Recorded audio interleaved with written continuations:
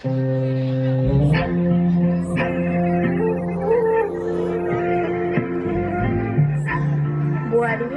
দেউতাৰ কাৰণে এগিলাচ পানী লৈ আহাচোন। জৰা কলা সহ্য কৰিব নোৱাৰো আৰু মই দেই। হেৰি শুনিছানে, তোমাৰ মা দেউতাক আজিয়ে বৃদ্ধাশ্ৰমলৈ থৈ আহা, নহ'লে কিন্তু মই মাৰ ঘৰলৈ গুচি যাম।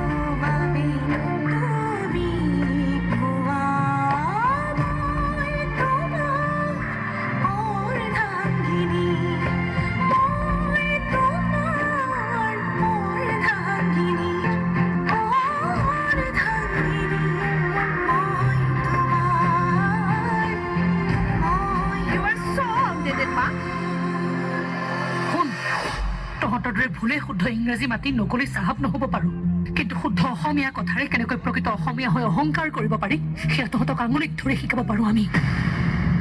গতিকে আমি একো নুবুজো বুলি ভাবি অধপতে যোৱাৰ বাটটো মুকলি কৰি নলবি।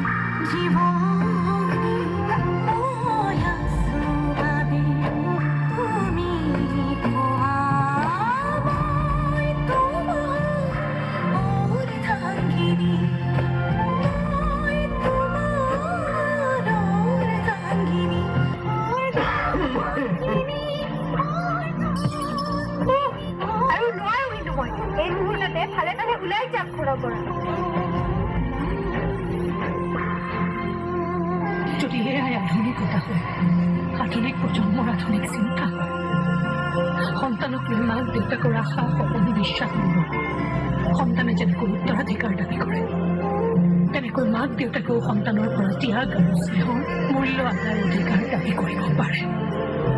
দাবী কৰাটো উচিত।